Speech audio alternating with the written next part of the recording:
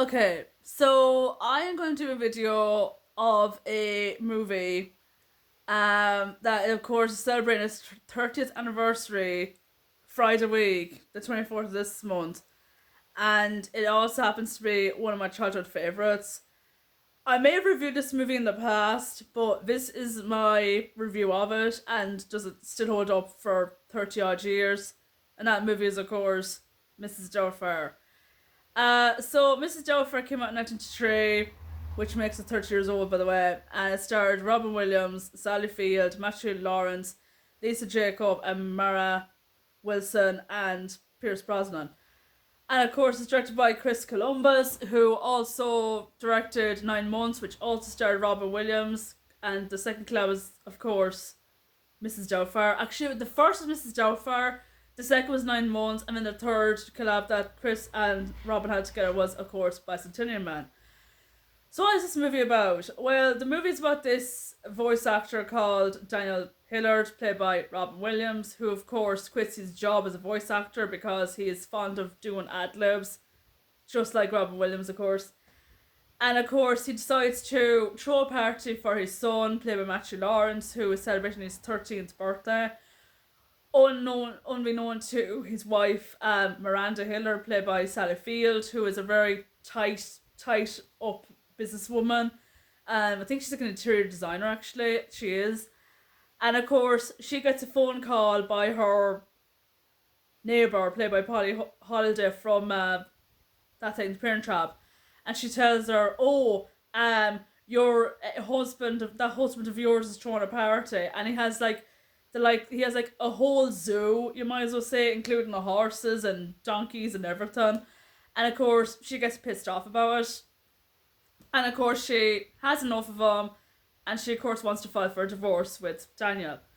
So Daniel now is very devastated that his wife wants a divorce because he was irresponsible and he was childish and he threw a party without her permission while she was at work. And of course, he gets an ultimatum from the court that he, of course, has to spend less time with the kids, so he gets to see the kids every day after school, but that's it. And of course, he gets kind of annoyed by it. So he, of course, finds out that his wife is looking for a housekeeper, so he actually changes the ad, and he puts on different voices until he puts on a final voice, which is Scottish. Some people say it's British, it's actually Scottish. And he gets the name Mrs. Doubtfire. So he, of course, goes to his brother, his gay brother, who's living with his gay husband, played by Harry Fernstein, the guy from Milan. And I forget the other guy. I think the other guy's name is Scott, I think. And of course, Daniel decides to ask his brother Frank, can he make him into a convincing woman? So of course they go to different makeup tests and trials and errors, and it's hilariosity on top of hilariosity until they finally decide to come up with this disguise that you see later on in the movie. So of course he now is going by Mrs. Doubtfire, and she is everyone's favourite. I mean, the kids love her. She supposedly knows how to cook. She reads bedtime stories. She helps with the kids' homework. Unbeknown to the kids, it's actually their father in disguise. So it's so good in disguise, by the way, that not even his wife knows about Mrs. Doubtfire not being a real person. But of course, problems arise, however, when Miranda sees a guy called Stu John Meyer, played by Pierce Brosnan, who I swear to God was so straight-faced in this movie. He never even cracked a smile or nothing. He was like, Mrs. Doubtfire, please. And he was like this whole time going, of course it's you. And of course, this leads to Daniel, like Mrs. Doubtfire, getting jealous of Miranda with Stu. And of course, everything's going well until one day he, of course, gets a job offer by Mr. Lundy, played by Robert Prosky. And he, of course, tells Daniel, okay, you have to be in Bridges restaurant at 7 o'clock sharp on Friday. So he's like, oh, that's cool, I'll be there, no problem, I'll see you there. Only to discover that his ex-wife, is actually celebrating her birthday the same time. So what does he do, Daniel? He's like, do you know what? I'm going to go as both Mrs. Doubtfire and myself. And again, hilariosity occurs. He has to go back and forth, in drag, out of drag. And he was so drunk in one scene, he forgot to take off the disguise. And of course, Mr. Lundy's like, what in God's name are you dressed up like a woman? And he explains to him, oh, I'd like you to meet the new host of your new show. Which, of course, spoiler alert, he ends up keeping his disguise as Mrs. Doubtfire for a TV show called Mrs.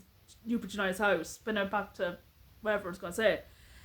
So, of course, Stu is allergic to pepper, and of course he decides, you know what, I'm going to put pepper into my ex-wife's new man's food. But of course, he actually has an allergic reaction to it, like it causes him to choke. So he's like, oh shit, what have I done? He decides to do the maneuver, the chest maneuver, and of course the mask rips. Everyone is shocked that Mrs. Doubtfire wasn't a real person. It was actually Daniel the whole time. Which brings them to, you guess it, they have to go back to court again because of what he did. And of course, he makes things a lot more complicated now because she gets all the rights to the kids and he doesn't, and he's devastated.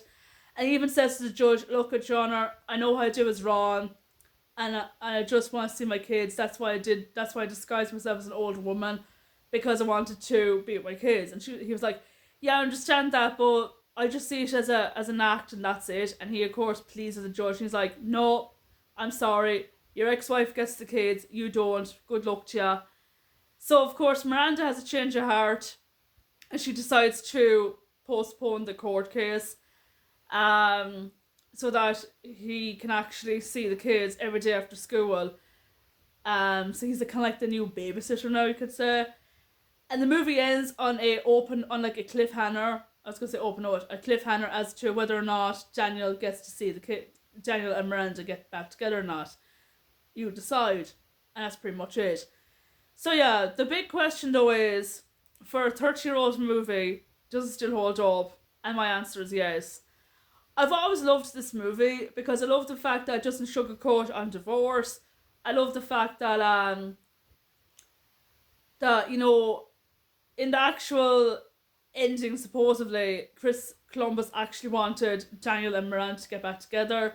But since Sally and Robin were going through a divorce, because Robin was married to Valerie at the time, but he fell in love with his son's nanny, who was also the head producer of this movie, along with him, of course, Marcia Grace Williams. Fun fact. And of course, Sally Field went through a divorce as well. And they were like saying to Chris, no, we're going to have it like this. We want to have it in a way so that people at home would understand that divorce isn't all fairy tales and sunshines and rainbows, that divorce actually happens and people do get back together in the end, or we don't get back together in the end. And he actually, Robin Williams as Mrs. Doubtfire actually explains this, because the little girl ran in the studio saying that her parents were breaking up and she's very sad about it. And of course he, as Mrs. Doubtfire, explains the situation, saying, sometimes they get back together, sometimes they don't, but don't be too hard on yourself and everything's going to be alright in the end, because at the end of the day, you have a home, you have loving parents that support you, and who knows, you could cope, your divorced parents could co-parent with you or whatever. And yeah, also the reason why I said that it's still as good as the first time ever, it's 30 years old now, like I said, even the makeup effects was so good, because you wouldn't even think that Robin Williams was actually Mrs. Doubtfire at all, because I remember Doug Walker actually reviewed this movie today, and he said that when you first seen one trailer, the teaser trailer, he literally thought that Robin Williams was going to be Mrs. Doubtfire the entire time without taking off his disguise. But he found out that the two of them were playing the same part, he was actually stunned by it, and I agree with him, because it's like looking at two different people, because they look nothing alike, and the way Robin was able to hold the Scottish accent for so long without actually breaking out amazes me. It even won an Oscar for Best Makeup and Hair Design by Yolanda something, I forgot her surname. And of course, LaVale done the makeup, and of course, Greg Cannon created it.